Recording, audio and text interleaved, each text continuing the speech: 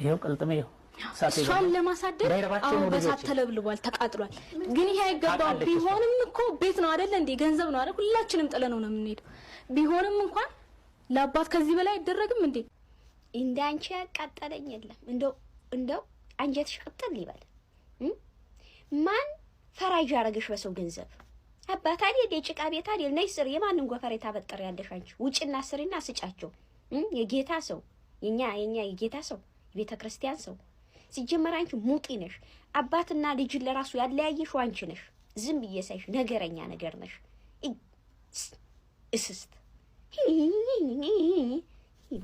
ሰላም ጤና ይስጥልኝ ወደ ኪዶ አበሻዊት ቻናል ተመልካችና ቤተሰቦች እንደምን አላችሁልኝ ሁላችሁንም ሰላምታ ይድረሳችሁ እያልኩ ዛሬም በሌላ ቪዲዮ ተመልሼ መጥቻለሁ እንግዲህ ያው የመግቢያ ላይ እንዳያችሁት በነገራችን ላይ በደንብ ልቤን ራስ ስላደረገልኝ ነው ንግግሯ የሷን መግቢያ ላይ ያደረኩትና እግረኛው ሚዲያ ላይ የቀረበ ታሪክ አለ ያንን ታሪክ በተመለከተ በየሚዲያው ያው ስለነሱ ነው የሚወራው ሰው ሁሉም ሰው የየራሱን አስተያየት ይሰጣል ልጅ አባቴ ገንዘቤን ካደኝ በማለት ወደ እግረኛው ሚዲያ ክሷን ይዛ መጣለች ማለት ነው አባትና እህት ደግሞ ገንዘቧን አልካድናትም እንደውም ልጃችን ባለጌናት በወንድ ላይ ወንድ የደረበች አጫሽናት ቃሚናት በማለት እንግዲህ የልጃቸውን ላይ ያላቸውን ቅሬታ መተው ተናግረዋል ማለት ነው ያንን በተመለከተ ያው ግማሹ አባቱ አይደለም ወይ ቢወስድስ ምን ችግር አለው የሚል ብዙ ሰው አለ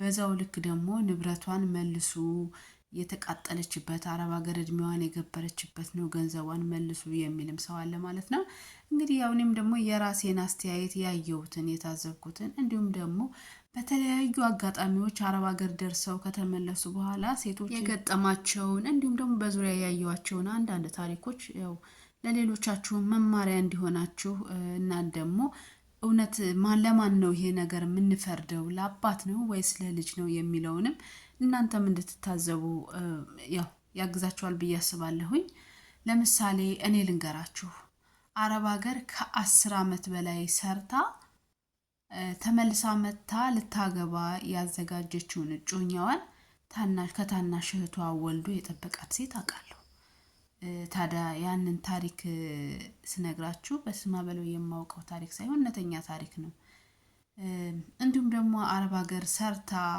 በወንድሟ ስም ባስ አይ ቲንክ ባስ ነው አይደል የሚባለው የህዝብ ማመላለሻ እንደሚባለው እሱን ገዝታ በወንድሟ ስም ስለነበረ ስትመጣ ወደ ሀገሯ ስትመለስ 5 ሳንቲም አላቀምስሽም ንብረቴ ነው ብሏት አምሯ የተነካ ሴት አውቃለሁ ስለዚህ እቺ ልጅ አሁን እቺ እግረኛው ሚዲያ ላይ የቀረበች ልጅ በጣም ጠንካራ ጀግና ሴት ስለሆነች ነው ዛሬ ቀርባ ታሪኳን ለሌሎችም ማስተማሪያ ምናልባት እንኳን ገንዘቧን ባታገኘው ለሌሎች እህቶች ግን ማስተማሪያ ይሆን ዘንድ ታሪኳን ይዛው የቀረበችና ሌሎችም እንዲህ ደግሞ አሁን ቤተሰብ በማመን ገንዘባቸውን በቤተሰብ ስም ያስቀመጡ ነገ ወደ ሀገሬ ስገባ ንብረቴ እናት አባቴ ጋር ነው እህት ወንድሜ ጋር ነው ባዳ አይደሉም የትም አይሄድብኝም ብለው እስካሁን ድረስ ቤተሰብን አምነው ገንዘብ የሚያስቀምጡ ሰዎችን ቆም ብለው እንዲያስቡ ትልቅ መልእክት ነው ያስተላለፈችውና አባቷ አይደለም ወይ ምን ችግር አለው ገንዘቧን ቢበላስ ላላችሁ ሰዎች ለምሳሌ ማለት ነው አንዳንዴ እኮ የሰው ልጅ ገንዘባችሁንም ወስዶ ክብር ቢሰጣችሁ ለሆናችሁለት ላደረጋችሁለት ነገር ቦታ ዋጋ ቢሰጣችሁ በልጄ እኮ ነው ያለፈልኝ በልጄ እኮ ነው ሰው ይሆንኩት ምንም ነገር ባይኖር እቺ ቃላት በራሷ ታጽናናችኋለችና ምን አባቱ ቢጠፋ የሚጥፋ ቤተሰቦቼ ናቸው ያረፉበት ቤተሰቦቼ አሁን ላይ ደስተኛ ናቸው ትላላችሁ ነገር ግን አረብ ሀገር ረጅም አመት ሰርተው መተው ገንዘባቸውን ለቤተሰብ ካደረጉ በኋላ ሌሎች ታናናሾች እህት ወንድሞች እንደፈለጉ የሆኑ የመጀመሪያ ልጅ ገንዘቡን አምጥቶ ከዛ ደግሞ አገሩ መጥቶ አርፋለሁ ሲል የእህትነት ክብር ለምሳሌ ታላቅ እህት ከሆነች እንደ ታላቅ እህት መከበር ሲገባት ታናሿ እያንጓጠጠቻት ልክ አሁን እንዳየነው እቺ ልጅ በነገራችን ላይ ሚጥሚጣ ነበረ የዚች ልጅ ትንሿን እህቷን ሚጥሚጣ እግዚአብሔርን አንድ ክፍል ውስጥ አስገብቶ ሚጥሚጣ አርጎ በደንብ አርጎ ማጠን ነበር በጣም ነው የምታስጠላው እንደውም ሳስቦ አባትየውን ራሱ አእምሯቸውን የቀየረቻቸው እቺ ትንሿ እህቷን የምትመስለኝ እንደው ሳስበው ማለት ነው። በጣም ማርታ በጣም ጠንካራ ሴት መሆኗን ያየሁት ከዚች ልጅ ጋር እኔ አንድ ቀን አልውልም። እቺ ትንሿ እህቷ ምላሷ በፈጣሪ ስም ምን አይነት ምላስ ነው ያላት! እንዴት ደግሞ ስታስጠላ በቃ ስትንጣጣ ምትቀፍ ልጅ እግዚአብሔርን በጣም ትዕግስተኛ ናት። በሰራሁት ገንዘብ ንብረቴን ተነጥቄ ያለ ስሜ ስም ተሰጥቶኝ እንደገና ታናሽ እህትሽ እንግዲህ አንዲት ሴት ሰርታ መጣ ረጅም ዓመት ሰርታ መጣ በታናሽ እህቶቿ በታናሽ ወንድሞቿ ልትከበር ሲገባት እንደዚህ እያንጓጠጠቻት ሚዲያ ላይ በእንደዚህ አይነት መንገድ እኔ ስለ አባትና ስለ ልጅ ብዙ ነገር ማለት አልፈልግም። ነገር ግን እህቷ በጣም ባለጌ እህት ነው ያላት። ሚዲያ ላይ እንደዚህ ያደረገቻት ቤት ውስጥ ምን ያህል እንደሚያንገበግቧት ምን ያህል አድማ እንደሚያደርጉባት ነው እኔ የታዘብኩት። እንደውም እች ልጅ በጣም ጠንካራ ልጅ ናት። እውነት ቁማ ዛሬ አምሯ በነገራችን ላይ 12 ዓመት ማለት ለአንድ ሴት ልጅ በጣም ከባድ ነው። 12 ዓመት የጨረሰችው እድሜዋ ወጣትነቷ እንደፈለገች የምትሆንበት የፈለገችውን መርጣ የፈለገችውን ነገር ማድረግ የምትችልበትን እድሜዋን ነው የገበረችው። ያ ደግሞ ቀላል ነገር አይደለም። እንደዚህ 12 ዓመት አሳልፋ መታ ወደ ሀገሯ ስትመለስ ደግሞ እንደዚህ እሳት እንግዲህ ለምሳሌ ወደ በአብዛኞቻችን ያው እኔ በእርግጥ አረብ ሀገር አልሰራውም፣ ግን አብዛኛው አረብ ሀገር የሰሩ ሰዎች አውቃቸዋለሁ። ትንንሽ ልጆች እህቶቻቸው ምናምን ጥለው ሄደው ሲመለሱ እነዛ እህቶቻቸው አድገው የቤቱ በቃ አራጊ ፈጣሪ እነሱ ሆነው ልክ መጀመሪያ ቤተሰብ ሊረዱ የሄዱ ታላላቅ እህቶቻቸው ከአረብ ሀገር ሲመለሱ ልክ እንደ ባይተዋር ነው የሚታዩት። ምንም አይነት መብት የላቸውም።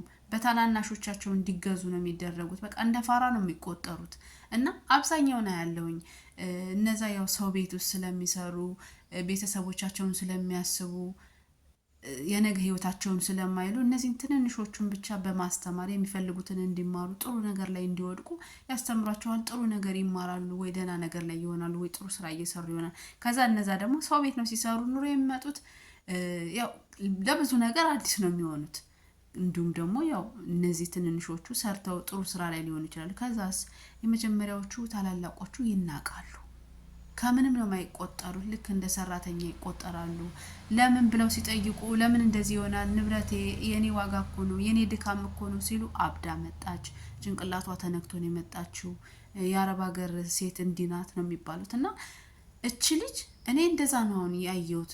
የገዛ አባቷ ሚዲያ ላይ ምንድነው ታጨሳለች፣ ሺሻን ሀሽሽ ትነፋለች፣ በባሏ ላይ ባል ትደርባለች። ይሄ በጣም በጣም የነውር ጥግ ነው።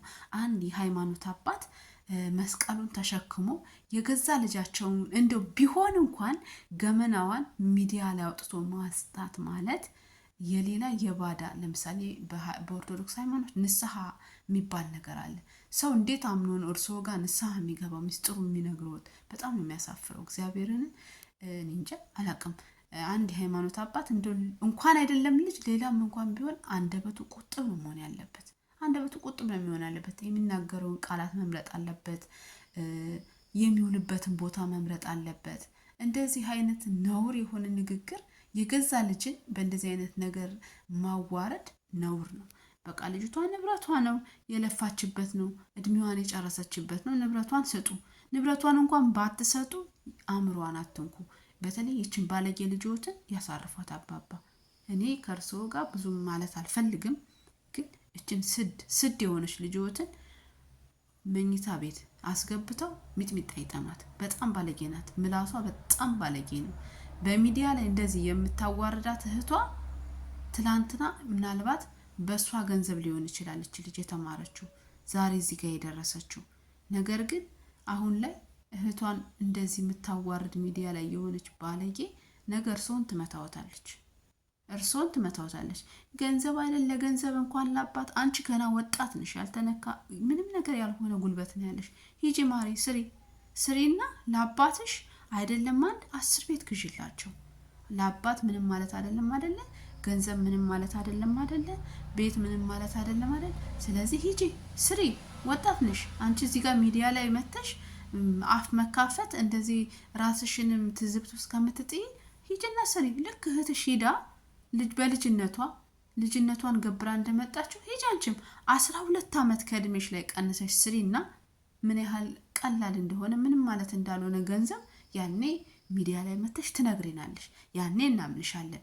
እዚህ ጋር ቁጭ ብለሽ ግን በእህትሽ ገንዘብ እየተቀለብሽ እህትሽን አታዋርጂ። ስድ